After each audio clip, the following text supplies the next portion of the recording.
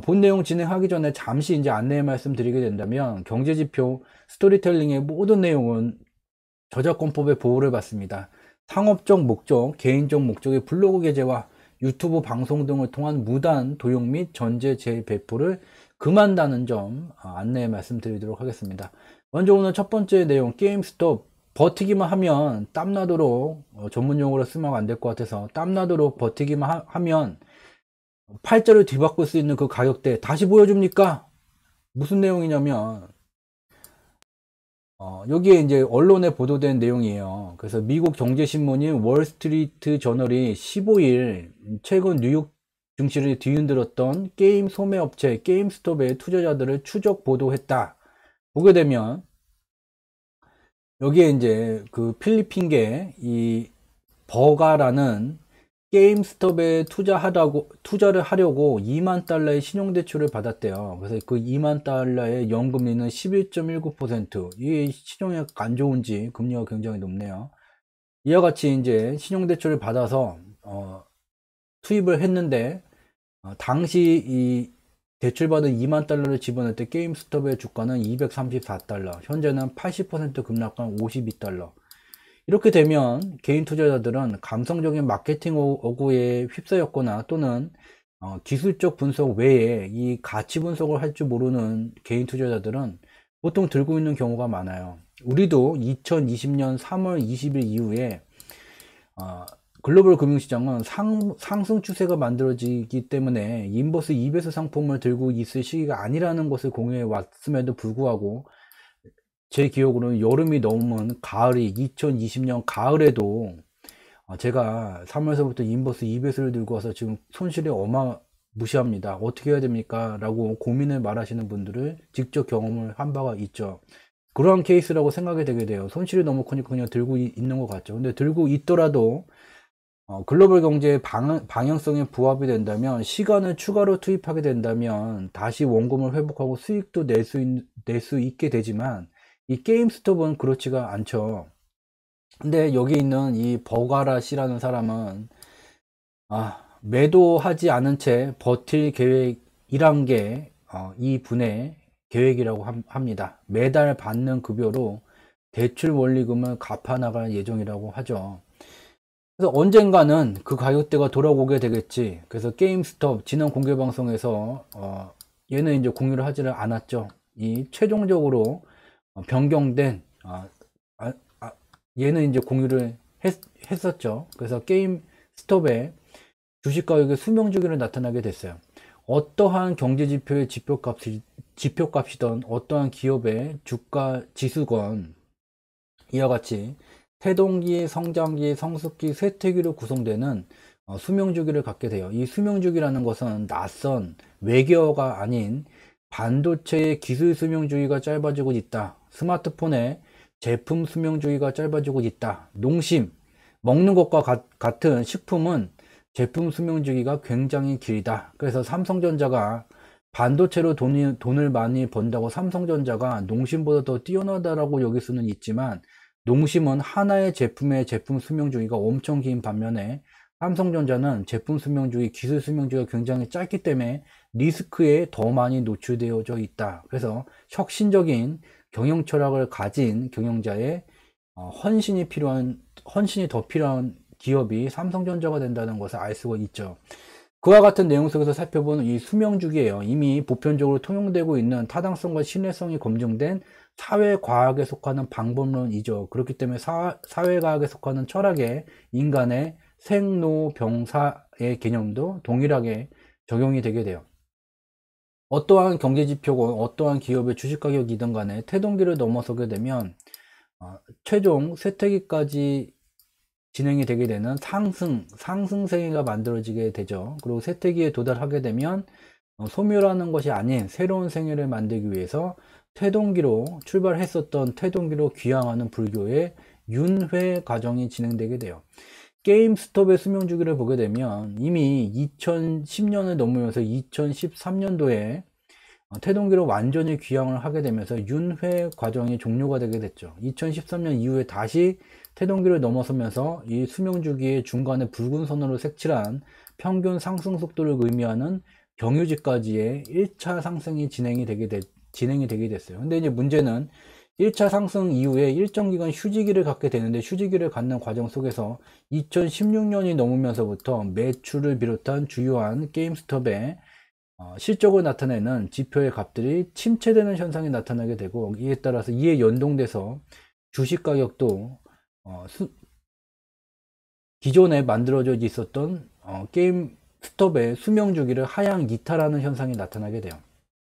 즉, 여기 수명 주기 속에서 게임 스톱의 주식 가격이 움직인다는 것은 그간의 이제 게임 스톱의 경영을 통해서 시장 점유율을 확보를 하고, 그 다음에 실적 개선세가 나타나게 되면서 그에 연동되는 주식 가격의 흐름이 이 수명 주기상에서 운영되어져 왔었던 것인데, 이것을 이탈했다는 것은 기존의 경영 방식으로 더 이상 설명이 되지 않는 실적 개선세가 나타나기 힘든 상황을 직면하고 있다는 것이 되게 돼요. 첫 번째는 게임 스톱이라는 기업이 속해져 있는 산업 부문은 문제가 없는데, 이 기업만 경영하는 과정 속에서 문제가 발생이 됐거나, 두 번째는 경영 과정에는 문제가 없는데 이 기업이 속해져 있는 산업 부문 자체가 성숙기를 넘어서 쇠퇴기, 사양기에 접어들어서 이와 같은 현상이 나타나게 되죠. 두 가지 중에 하나의 원인이 여기 작용되게 돼요. 여기서 이제 확인할 수 있는 것은, 게임 스톱이라는 것은 뭐 나쁜 공매도 세력에 맞선 거룩한 개인들의 매수 항전이라고 감성적인 마케팅어로 둘러싸고 있지만, 우리는 이와 같은 주식들을 이유 없는 가격 급등세, 실적은 엉망으로 망가져가고 있는데 가격만 급등하는 이와 같은 종목들을 많이 봐오고 있고, 이러한 종목들을 집중적으로 또 매매를 하게 되는 기술적 분석과도 볼 수가 있죠. 이와 같은 종목들을 바로 점잖게 말하게 되면 작전주다. 주식 가격이 도저히 기업의 이 실적, 저평가나 아니면 성장 가능성, 여기에 부합되지 않는다. 그럼에도 불구하고 가격이 급등하는 현상이 나타나게 된다. 저것은 실체와 관계없는 가격만 누군가에 의해서 움직이게 된다. 그래서 전문 용어로는 이제 잡주, 또 여기에 이제 술을 먹으면 모 잡주다. 즉 이것은 전형적인 작전주의 모습을 가지고 있죠. 이와 같은 작전주의, 또한 게임 스톱의 재무제표를 열어보게 된다면 쉽사리 투자하기가 힘든 기업이기에 거룩하게 공개적으로 나쁜 공매도 세력에 맞서서 개인 투자자의 저력을 보여주자, 이와 같은 언론 보도가 대서특필되는 그러한 분위기를 만들었고, 그 분위기에 휩싸인 앞서 살펴본 필리핀계 그분은 대출을 받아서 연 이자 11%라는 말도 안 되는 이자를 내면서 지금 어마어마한 손실을 보고 있지만 버티겠다고 말을 하고 있죠.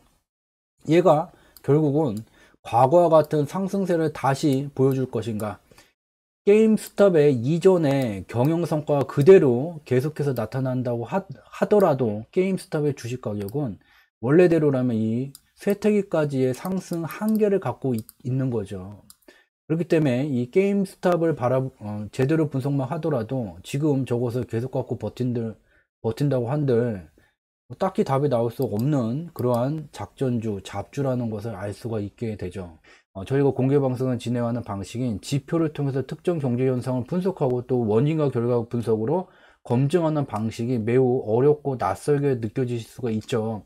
그래서 그런 분들을 위해서 저희가 이제 권장하는 바는, 지난 공개방송들 중에서 매우 뼈가 되는, 토대가 되는, 매우 근간이 되는 내용들을 공유해 왔었고, 그 내용을 모아놨어요. 지금 여러분들이 참여하고 계신 저희 유튜브 채널을 통해서도 확인해 볼 수 있지만, 유튜브 채널에서 과거 이제 영상을 찾으려면 계속해서 밑으로 내리면서 페이지를 넘겨가면서 찾아야 되는 번거로움이 있죠. 그래서 그것들을 좀 모아놨어요. 좀 낯선 단어이기는 하지만 주상지, 주가를 상승시키는 경제지표 약자 주상지라는 것을 녹색 검색창에다 치게 되면 두 번째에 이 카페 네이버닷컴이라는 얘가 나오게 돼요. 얘를 이제 클릭하게 되면 이 주상지, 주가를 상승시키는 경제지표, 삶의 주체가 되는 지혜를 나누는 곳, 이 카페가 연결이 되게 되고, 여기 가운데에 필독이라고 되어 있는 부분을 좀 보실 필요가 있죠. 첫 번째는 3월 25일 날 진행했었던 공개 방송이에요. 글로벌 금융시장 폭락기가 3월 20일 미국의 선물 옵션 만기가 되게 되면 코스피를 포함해서 폭락기가 반등 국면이 진행된다는 것을 공개 방송과 여러 이제 매체를 통해서 여기에 공유를 한 것은 3월 13일 날 분석했었던 내용이죠. 그래서 이와 같이 숫자로 표현된 경제지표의 원인과 결과 분석으로 글로벌 금융시장의 방향성과 변동성을 구분할 수 있고, 또한 3월 20일 이후서부터는 글로벌 금융시장이 출렁이는 모습을 나타나게 되겠지만, 이러한 변동성이 일정 기간 누적되게 되면 상방의 방향성을 나타나기 때문에 출렁되는 이 시기에 공포감을 갖게 되고, 공포지수 인버스 2배수를 살 것이 아니라, 또는 현금 100%를 확보했다고 자랑할 때가 아니라, 이것을 갖고 코로나19 특수 환경성 속에서 가치가 추세적으로 상승했을 뿐이 없는 산업 부분을 찾아내고, 그러한 산업 부분과 연관된 금융상품에 진입해야 되는 기회의 시기로 활용해야 된다는 것을 계속해서 공유를 해왔어요. 왜 그러냐면 글로벌 금융시장은 연동돼서 움직이고 있다. 3월 25일 공개방송에서 어떻게 연동되고 있는지를 살펴봤죠. 예전서부터 이제 투자 경력이 많으신 분들은 미국하고 대한민국하고 무슨 상관이냐, 미국 주식시장은 미국 거고 대한민국 특수성에 따라서 가는 거지 무슨 상관이냐, 이러신 분들은 이제 과거에 가격 차트만 보고선 투자를 해오신 분들은 그런 생각을 갖기가 쉽죠. 그렇지만 현재 보게 되면 우리가 ETF라는 글로벌 ETF, 글로벌 펀드 개념이 만들어지게 됐고, 이러한 글로벌 ETF 개념을 만든 분이 존 템플턴 경이라는 사람이에요. 거대 자금을 운영하는 복수의 투자 조직을 편의상 한머니라고 부르게 되고, 이 한머니는 인류의 금융 역사상에서 한국과의 중앙은행보다 더 많은 자금을 운영해 왔죠. 글로벌 ETF가 만들어진 다음에 이러한 거대한 막대한 자금을 이용해서 같은 기간에 미국 시장이 됐든 유럽이 됐든 중국이 됐든 대한민국이 됐든 일본이 됐든 인구가 감소하든 말든 아프리카의 이름 모르는 국가가 금융시장을 만들었다면 같은 기간에 다 연동돼서 움직이고 있다. 어떻게 연동돼서 움직이는지 그 메커니즘을 3월 25일날 공개방송 때 분석을 했고, 그 다음에 살펴보셔야 되는 내용이 4월 2일 공개방송이죠.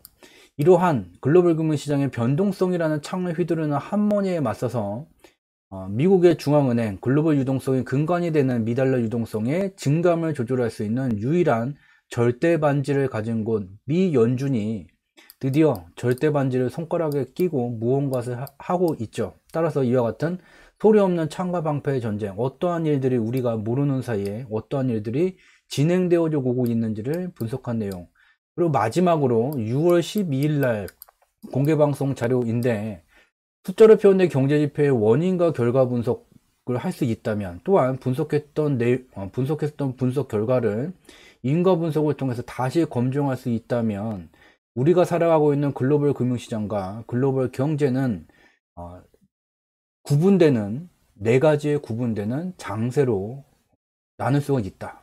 늦은 시간까지, 매번 평일날 늦은 시간까지, 밤 늦은 시간까지 저희 경제지표 스토리텔링에서 진행하는 공개방송 밤의진 그대에 함께 참여해 주셔서 진심으로 감사드리도록 하겠습니다. 여러분들이 투자해 주신 소중한 시간을 저희는 조금이라도 도움될 수 있는 양질의 콘텐츠를 만듦으로써 보답을 드리고자 지독, 중독, 고독의 3독의 정진은 지속하고 있고, 저희가 진행하는 3독의 정진의 마지막 단계는 여러분들의 구독이 된다는 점 참고로 말씀을 드리면서 저는 이만 물러가 보도록 하겠습니다. 이번 주 목요일 밤 10시에 다시 찾아뵙도록 하겠습니다. 함께 해주셔서 고맙습니다. 고맙습니다.